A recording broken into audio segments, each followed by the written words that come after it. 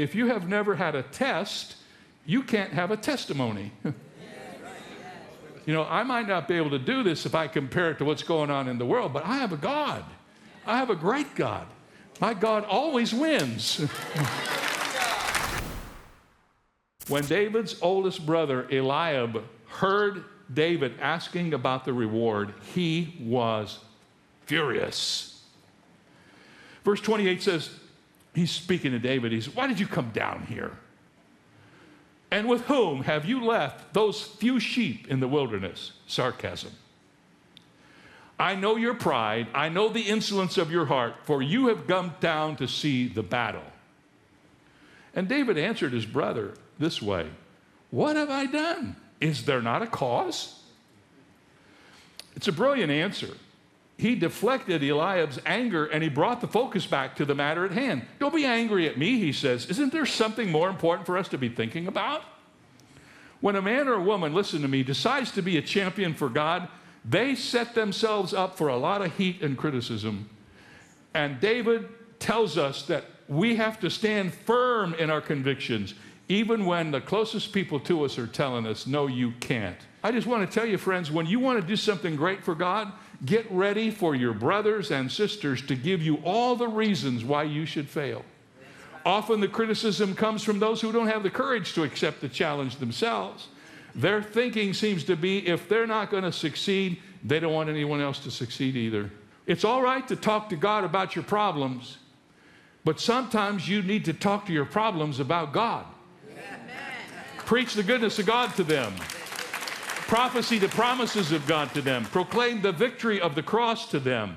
Put your problems in perspective and then go win the fight. David didn't exclaim, I can't do this. Instead, he said that God had been on his side in the past. He said, let me give you my resume here. Let me tell you how equipped I am to go fight this giant. And so he gave old Saul a victory of his past accomplishments. And men and women, I need to tell you, we need to do the same thing. We need to understand that God has been on our side, has he not? And if we just remember that, it helps us. I remember reading somewhere, if you have never had a test, you can't have a testimony.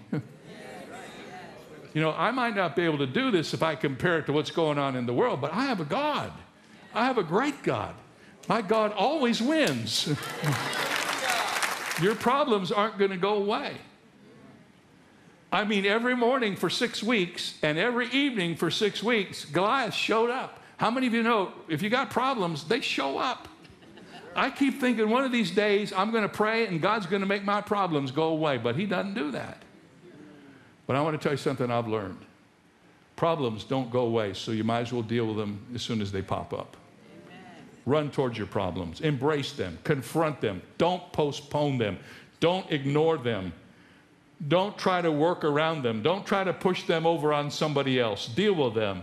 Confront them face to face, head on, and watch God go to work in your behalf. If we said, Lord, for your honor and for your glory, I'm going to do the right thing. And I'm going to face my battles in the power of your name, and I'm going to trust you to help me overcome the giants in my life. Sometimes I hear people say when I ask them how they're doing, I'm doing okay down under the circumstances. But we don't belong under the circumstances. We belong above the circumstances. We're not undercomers, we're overcomers. Amen?